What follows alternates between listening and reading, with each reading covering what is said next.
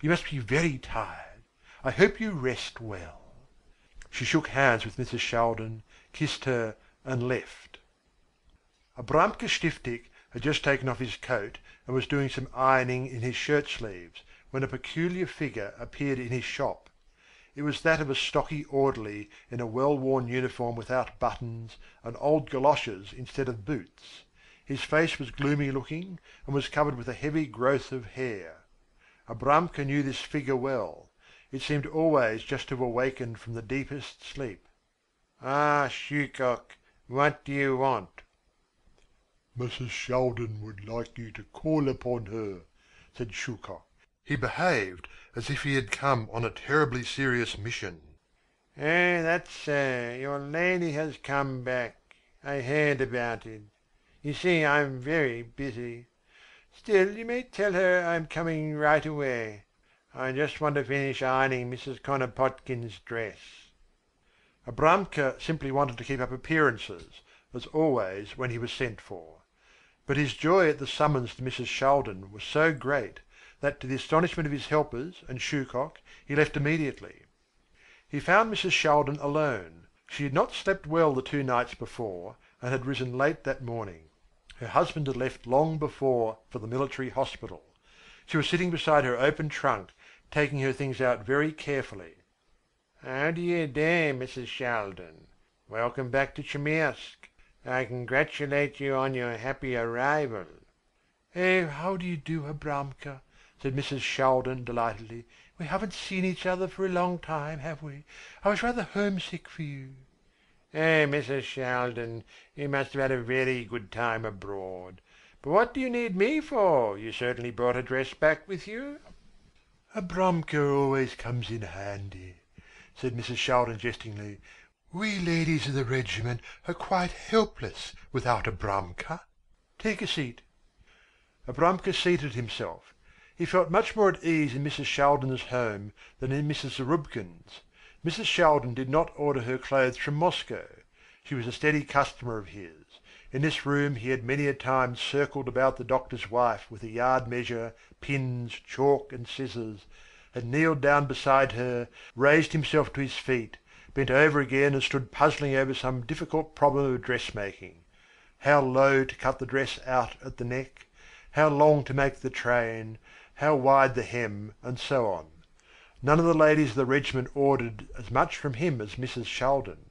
Her grandmother would send her material from Kiev, or the doctor would go on a professional trip to Chernigov, and would always bring some goods back with him. Or sometimes her aunt in Voronezh would make a gift of some silk. "Abramka is always ready to serve Mrs. Shaldin first," said the tailor, though seized with a little pang, as if bitten by a guilty conscience.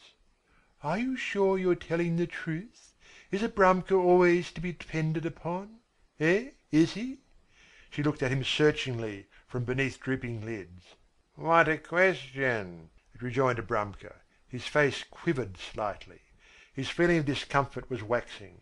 "Has Abramka ever—" "Oh, things can happen. But all right, never mind, I brought a dress along with me. I had to have it made in a great hurry, and there is just a little more to be done on it. Now, if I give you this dress to finish, can I be sure that you positively won't tell another soul how it is made?" "Mrs. Shaldin, oh, Mrs. Shaldin," said Abramka reproachfully. Nevertheless, the expression of his face was not so reassuring as usual. "You give me your word of honour?" "Certainly. My name isn't Abramka Stiftik if I—" "Well, all right, I will trust you. But be careful. You know of whom you must be careful?" "Who is that, Mrs. Shaldin?" "Oh, you know very well who I mean. No, you needn't put your hand on your heart. She was here to see me yesterday, and tried in every way she could to find out how my dress is made. But she couldn't get it out of me." Abramka sighed. Mrs. Shaldin seemed to suspect his betrayal. "I am right, am I not? She has not had her dress made yet, has she? She waited to see my dress, didn't she? And she told you to copy the style, didn't she?" Mrs. Shaldin asked with honest naivety. "But I warn you, Abramka, if you give away the least little thing about my dress, then all is over between you and me. Remember that." Abramka's hand went to his heart again, and the gesture carried the same sense of conviction as of old. "Mrs. Shaldin, how can you speak like that?" "Wait a moment." Mrs. Shaldin left the room. About 10 minutes passed during which Abramka had plenty of time to reflect. How could he have given the captain's wife a promise like that so lightly? What was the captain's wife to him as compared with the doctor's wife? Mrs. Zarubkin had never given him a really decent order. Just a few things for the house and some mending. Supposing he were now to perform this great service for her, would that mean he could depend upon her for the future?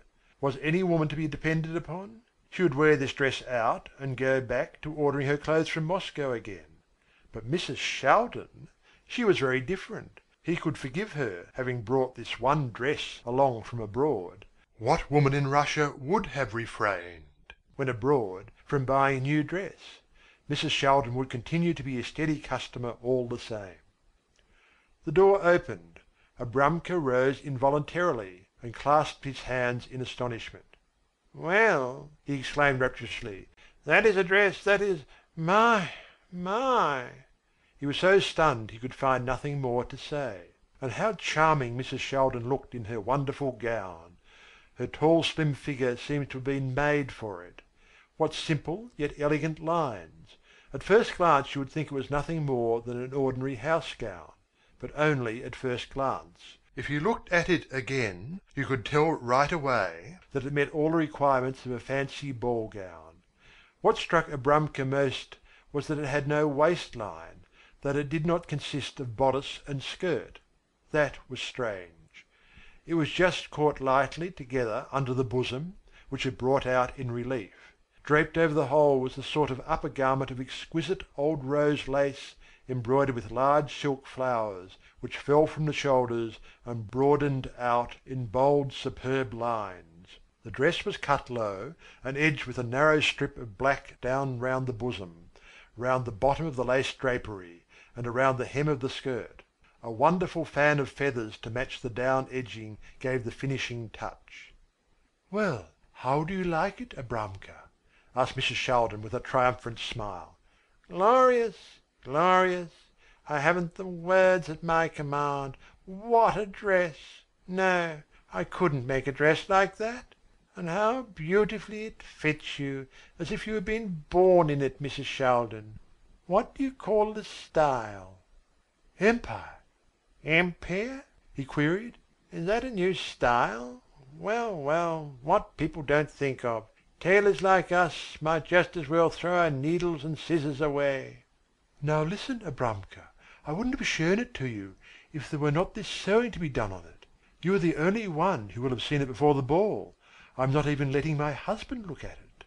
"Oh, Mrs. Shaldin, you can rely upon me as upon a rock. But after the ball, may I copy it?" "Oh yes, after the ball copy it as much as you please, but not now, not for anything in the world." There were no doubts in Abramka's mind when he left the doctor's house. He had arrived at his decision. That superb creation had conquered him. It would be a piece of audacity on his part, he felt, even to think of imitating such a gown. Why, it was not a gown. It was a dream, a fantastic vision, without a bodice, without puffs or frills or tawdry trimmings of any sort. Simplicity itself, and yet so chic. Back in his shop, he opened the package of fashion plates that had just arrived from Kiev. He turned the pages and stared in astonishment. What was that? Could he trust his eyes? An Empire gown. There it was, with the broad voluptuous drapery of lace hanging from the shoulders and the edging of down, almost exactly the same thing as Mrs. Shaldin's. He glanced up and saw Semyonov outside the window. He had certainly come to fetch him to the captain's wife, who must have ordered him to watch the tailor's movements, and must have learnt that he had just been at Mrs. Shaldin's. Semyonov entered and told him his mistress wanted to see him right away.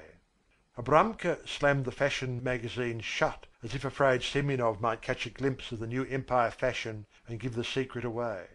"I will come immediately," he said crossly.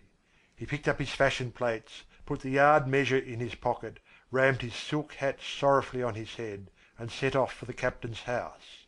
he found Mrs. Zarubkin pacing the room excitedly, greeted her,